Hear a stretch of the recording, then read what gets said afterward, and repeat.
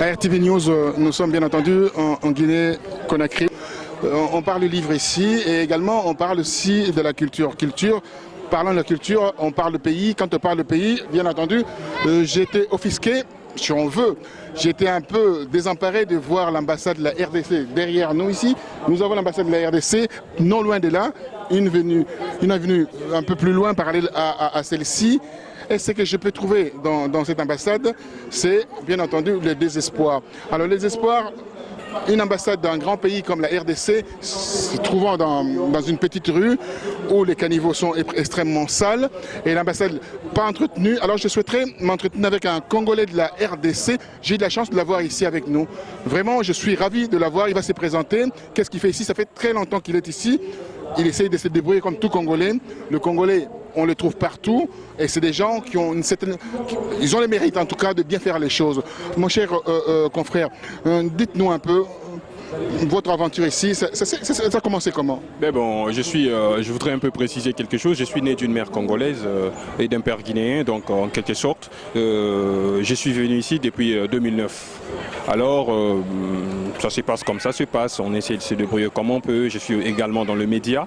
On travaille ainsi comme ça et puis voilà quoi. Donc c'est cela. Alors, l'état de l'ambassade, pouvez-nous donner un peu votre lumière là-dessus, parce que j'étais vraiment étonné de voir une ambassade dans un état délabrement assez avancé.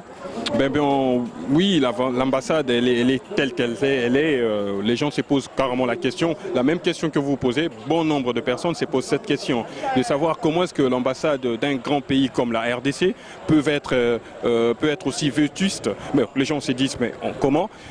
Il y a quelqu'un qui gère quand même, quelqu'un qui est censé d'arranger les choses, censé de gérer carrément cette ambassade. Mais bon, on se pose la question, pourquoi est-ce que cette ambassade est là et les choses ne bougent pas et c'est dans une position un peu délabrée. On se pose vraiment des questions. Beaucoup de gens se posent des questions, surtout comme il y a quelqu'un qui suis censé d'essayer de gérer en fait cette ambassade. Bon.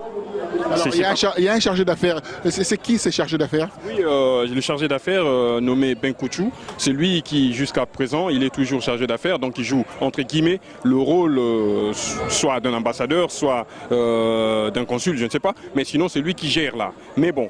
Il y a tellement de choses, bon, c'est tout un lobbying, moi je dis personnellement, parce que tu ne peux pas venir demander, poser la question, dire que non, voilà, comment les choses se passent ici et qu'on te réponde. D'ailleurs, dès que vous venez, vous entrez, si une fois et cette personne sent que non, elle ne vous a jamais vu, elle dit directement, écoute, qui est-ce, s'il y a lieu, qu'on vous mette dehors, on vous met dehors. S'il y a lieu, mais bon, à des gens qu'on connaît, ben voilà, vous pouvez venir, on vous voit et voilà. Bon voilà, c'est carrément dans un secret, si on peut le dire ainsi, donc c'est pas facile de savoir vraiment une ambassade telle que de la RDC surtout, d'un grand pays et que soit traité de la manière dont on a pu remarquer ici. Donc je peux dire aujourd'hui aux amis téléspectateurs, j'étais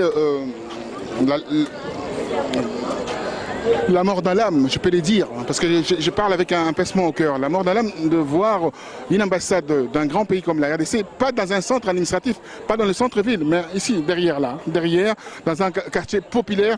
Comment s'appelle ces quartiers? Et pourtant, vous êtes bien dans le quartier, dans le centre-ville. Et pourtant. Pourtant, je suis dans le centre-ville. Donc il n'y a pas de centre-ville ici alors. Ouais. Et pourtant, et voilà, c'est le centre-ville d'ici. Ben, voilà, faudrait comprendre un peu comment est-ce que les choses se passent. Bon, je ne sais pas. Est-ce c'est ce lieu que la RDC avait préféré ou je ne sais pas comment est-ce que ça se passe carrément en ce qui concerne les ambassades, la location, comment est-ce que ça se fait? Moi personnellement, je ne sais pas. Mais sinon, depuis longtemps, cette ambassade est là. Et d'ailleurs, vous êtes venu où vous avez trouvé qu'il n'y avait pas une poubelle devant. Et sinon, avant, il y avait une poubelle, carrément une montagne de poubelles qui était érigée là, juste devant l'ambassade. Et voilà, c'était pas facile. Mais depuis lors, ils ont essayé un peu de dégager pour qu'au moins que ça soit propre. Parce qu'il y avait des voitures en panne, voilà devant et voilà. Il y a un petit mécanicien devant, il y a un petit restaurant devant, c'est vraiment quelque chose. En fait, c'est vraiment dans un quartier populaire. Mais il y a au moins un représentant de Lingala, tout côté Lingala, comment ils sont comme ça? Ah mais bon, on a évité une photo là-bas, mais sinon, au bisoto yebi, bisom toko taraya mokuna, ambassade tisiko ils allaient rabouer. Bon, bah bon, ça bon. D'ailleurs, côté, soit côté inaka, côté non côté moi, bah dalet banini, mais sinon, avant ils allaient que tout dalet était ma belera ya pamba. Bon, je ne sais pas, ils essaient d'arranger ou comment. Est-ce que RDC a budget moro a dégagé pour une ambassade, on a évité. Parce que Naïbi quand même ambassade, il y a Guinée, na RDC, comment est-ce qu'ils allient? Alors si on essaie de faire un parallélisme, c'est-à-dire comparaison, hein, entre ambassade et Guinée na RDC et ambassade et RDC na Guinée, et pourtant Guinée, voyons Guinée quand même par rapport à RDC d'un pays mouké. Mouké, mais t'as l'ambassade na RDC na Kinshasa, na avenue Loubefu, t'as l'ambassade na Bissau. Donc, on pose la question, mais est-ce que le budget est peut-être qu'il y a que non, à ce côté, il y a un propre effort, il y a aussi ça. Donc, si on a un visa, donc il faut y avoir.